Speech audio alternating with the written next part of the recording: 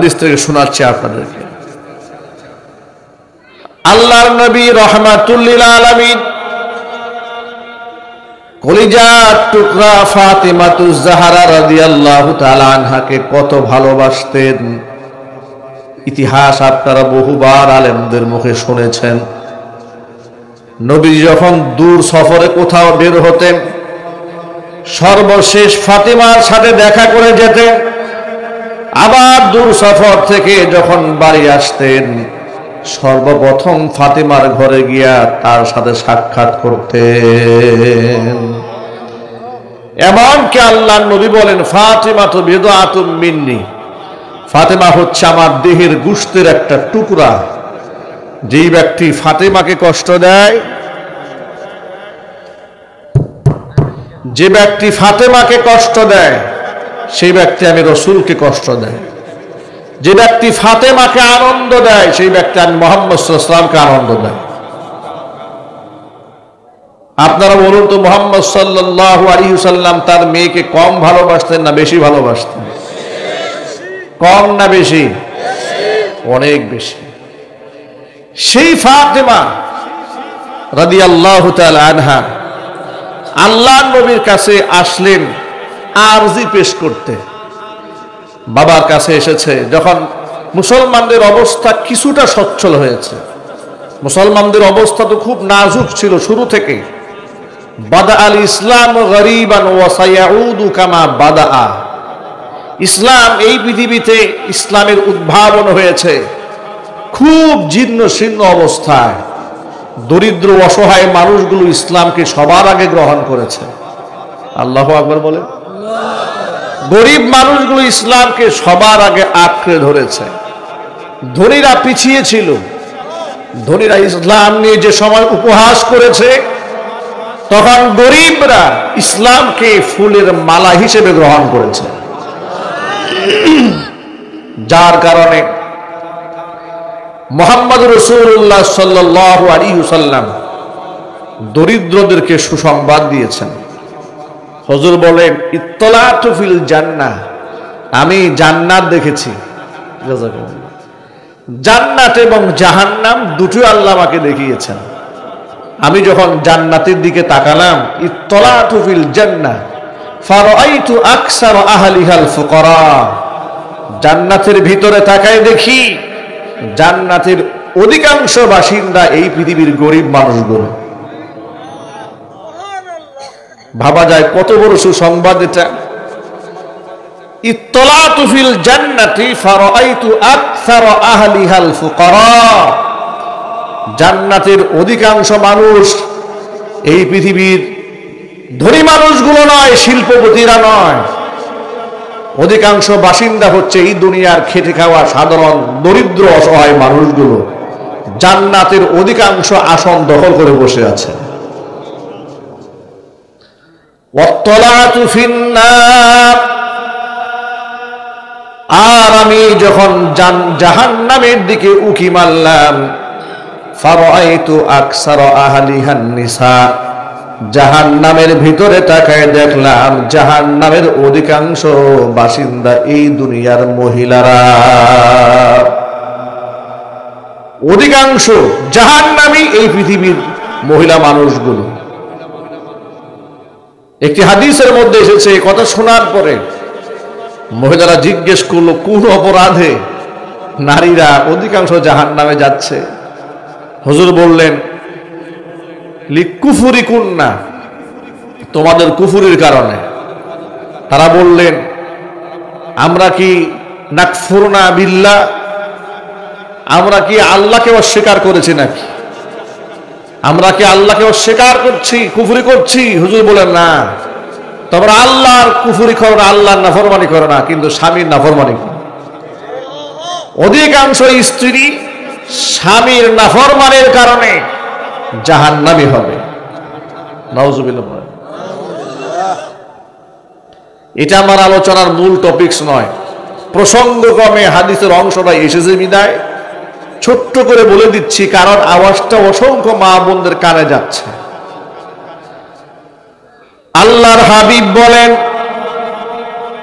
জাহান্নামের অধিকাংশ বাসিন্দা এই দুনিয়ার মহিলারা, কারণ তারা অধিকতর স্বামীর নাফরমানি করে আর খুব বেশি মানুষের উপর লানত পেশ করে।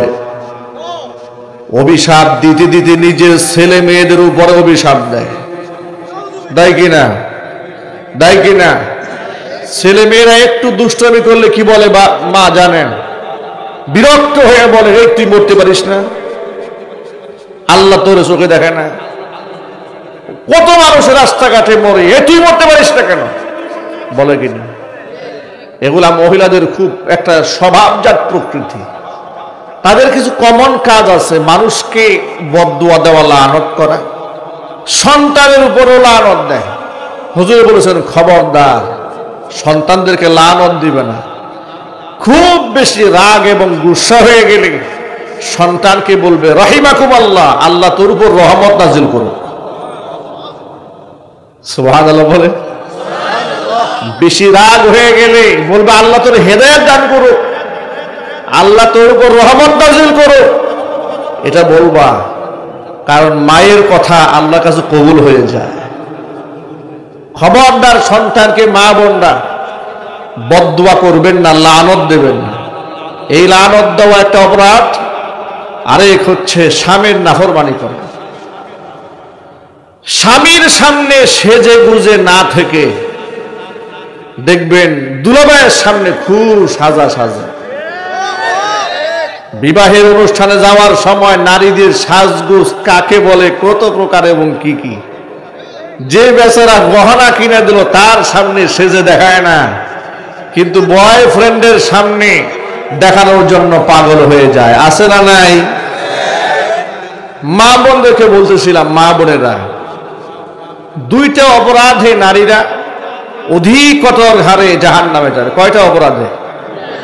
বড় দুই অপরাধ। শুধু দুই অপরাধই সীমাবদ্ধ না, এক একটা হাদিসের মধ্যে এক একটা অংশ থাকে।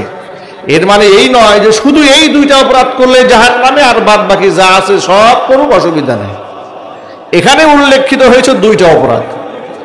একটি অপরাধ হচ্ছে স্বামীর নাফরমানি করা, আরেকটি অপরাধ হচ্ছে অধিকতর লানত পেশ করা। যদি সন্তানের উপর আপনার রাগ হয়, গুসা হয়, তাহলে আপনি সন্তানকে লানত না দিয়ে মরতে পারিস না, আল্লাহ তোকে চোখে দেখে না, এই সমস্ত শব্দ না বলে আপনি কি বলবেন? আপনি বলবেন আল্লাহ তোর হেদায়েত দান করুন। খুব রাগ হয়ে বলবেন আল্লাহ তাআলা তোর উপর রহমত নাজিল করুক। মনে থাকবে? জোরে বলেন ইনশাআল্লাহ। আপনাদের মনে থাকলে মা বোনদেরও মনে থাকবে। ঠিক আছে?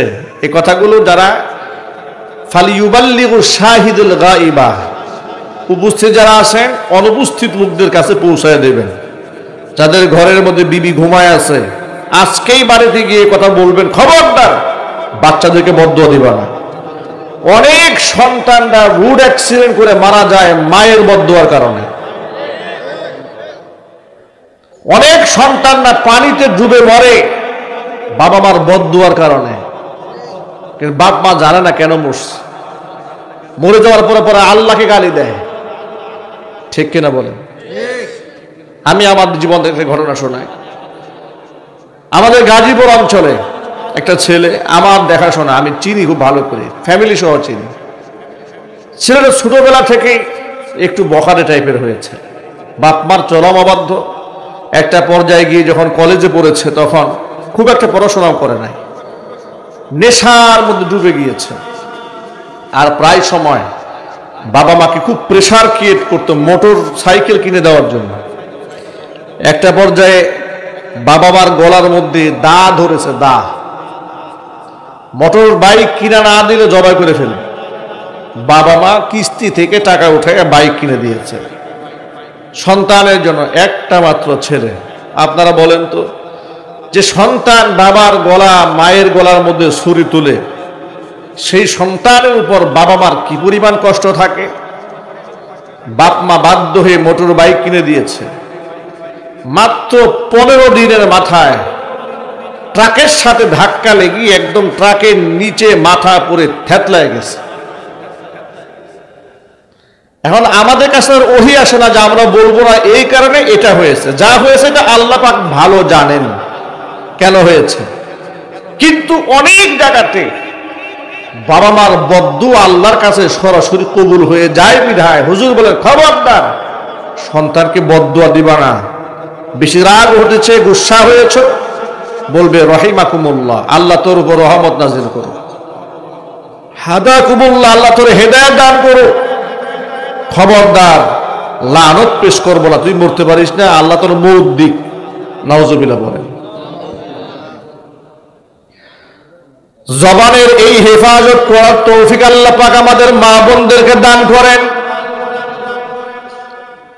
আর যে বড় কারণ যার কারণে অধিকাংশ নারী জাহান্নামে যাবে সেটা হচ্ছে স্বামীর নাফরমানি করা।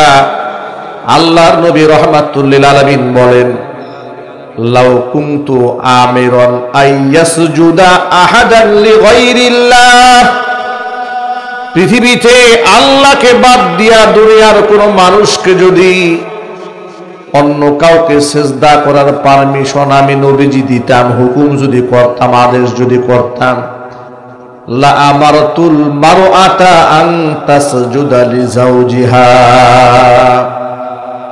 তাহলে দুনিয়ার মহিলাদেরকে বলতাম তারা যেন স্বামীর পায়ে সেজদা দেয়।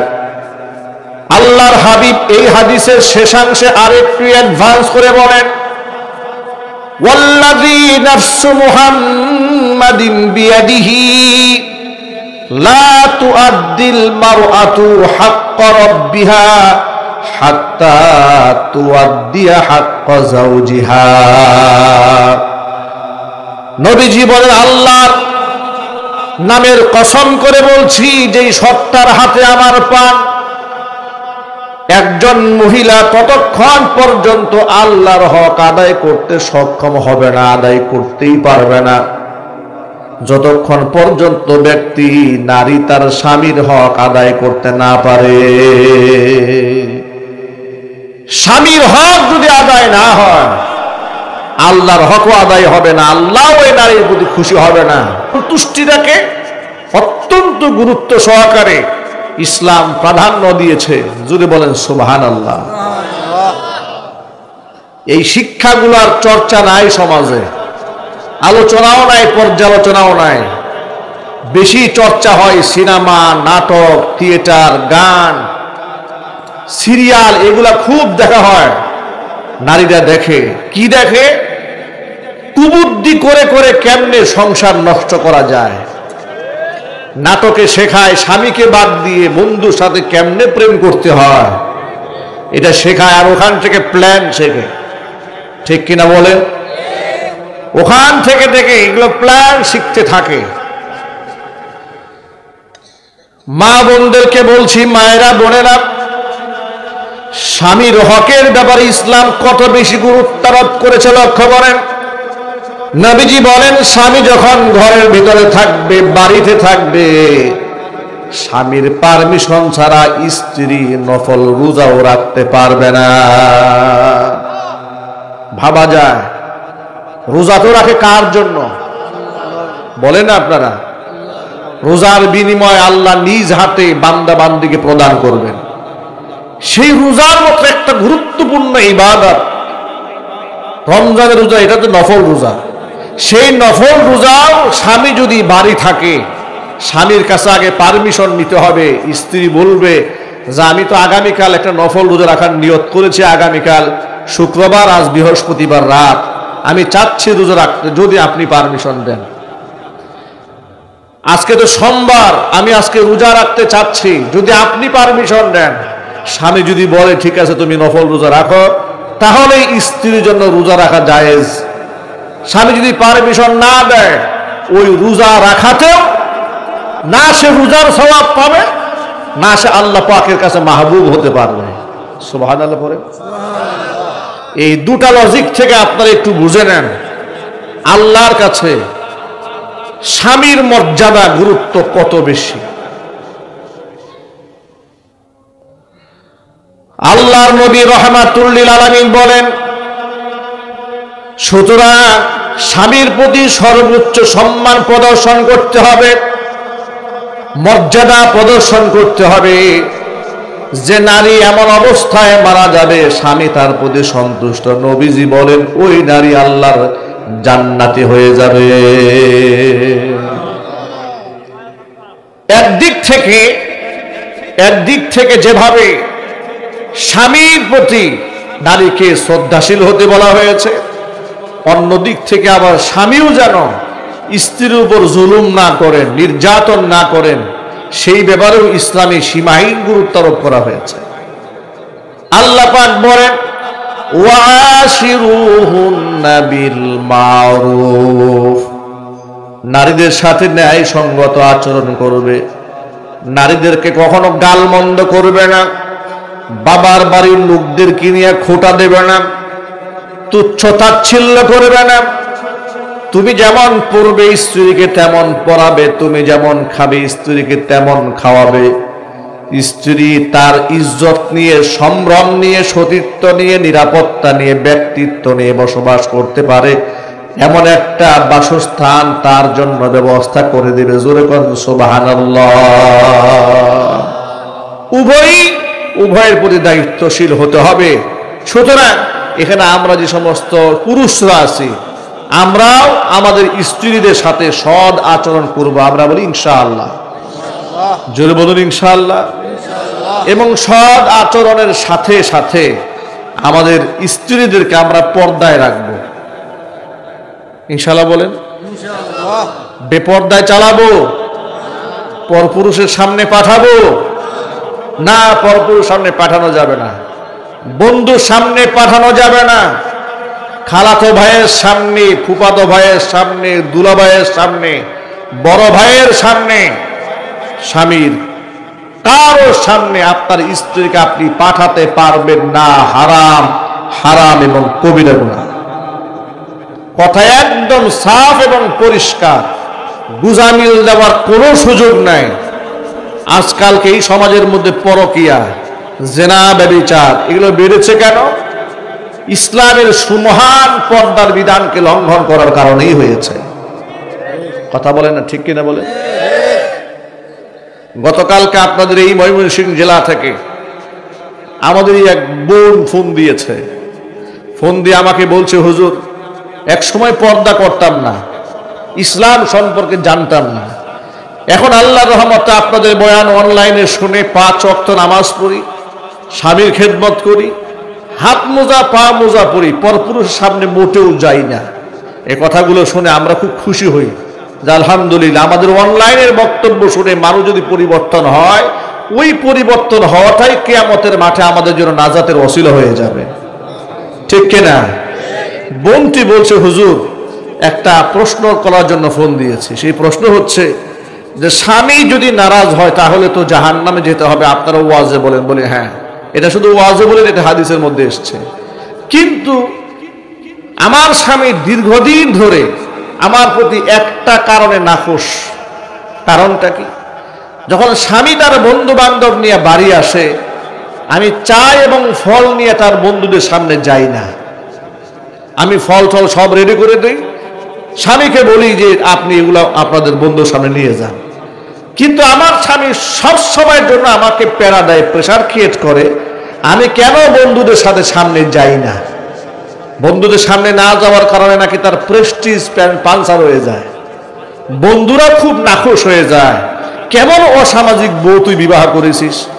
আমরা একটু ভাবি ভাবি বলে ডাকবো তো একটু ভাবি ডাকারও সুযোগ পাই না, ভাবি আমাদের সামনে আসে না। সুতরাং এই বন্ধুদের আবদারে উনি সবসময় আমাকে চাপ দিচ্ছে, কেন আমি বন্ধুদের কাছে যাই না। তো সেই ক্ষেত্রে আমার করণীয় কি? আমি বললাম করণীয় একদম স্পষ্ট। মনে রাখবেন, হাদিস শরীফের মধ্যে এসেছে, লা তাআতা লি মাখলুকিন ফি মাসিয়াতিল খালিক। স্রষ্টার অবাধ্য হয়ে সৃষ্টির আনুগত্য করা জায়েজ নাই, হারাম। আপনি স্বামীর আনুগত্য করবেন ততক্ষণ, স্বামী যতক্ষণ আপনাকে শরীয়ত বিরোধী কোনো কাজ করতে না বলে। স্বামী যদি আপনাকে শরীয়ত লঙ্ঘন করতে বলে, মনে রাখবেন স্বামী, এমনকি বাবা মাও যদি শরীয়ত লঙ্ঘনের কথা বলে, স্বামী, সন্তান, বাবা মা, দুনিয়া সকল কিছুর ঊর্ধ্বে সবার উপর হচ্ছে আল্লাহ পাকের হুকুম। জোরে বলেন ঠিক কিনা? সবার উপরে কার হুকুম? আল্লাহ পাকের হুকুম। এমন অনেক নাফরমান স্বামী আছে যারা বউকে বিভিন্ন বিবাহ অনুষ্ঠানে খুব সাজিয়ে গুজিয়ে নিয়ে যায়, আছে না নাই? বন্ধুদের সামনে না গেলে কষ্ট পায়, এমন লোক সমাজে আছে না নাই? আমরা যখন তাদেরকে পর্দার কথা বলি তখন তারা আমাদের কাছে যুক্তি দিয়ে কি বলে জানেন? যুক্তি দিয়ে বলে, হুজুর আপনারা খুব বাড়াবাড়ি করেন,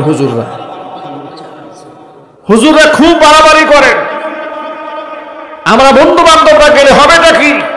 ভাবি তো মায়ের সমতুল্য। এই ডায়লগটা সমাজে আছে না নাই? বড় ভাবি মায়ের সমতুল্য, এই কথাগুলো বলে। আমাদের মন খুব ভালো, আমাদের মনের মধ্যে কোনো শয়তানি নাই। আমি আপনাদের কাছে ছোট্ট একটা প্রশ্ন করতে চাই, আপনার জবাব দিয়ে বলেন তো,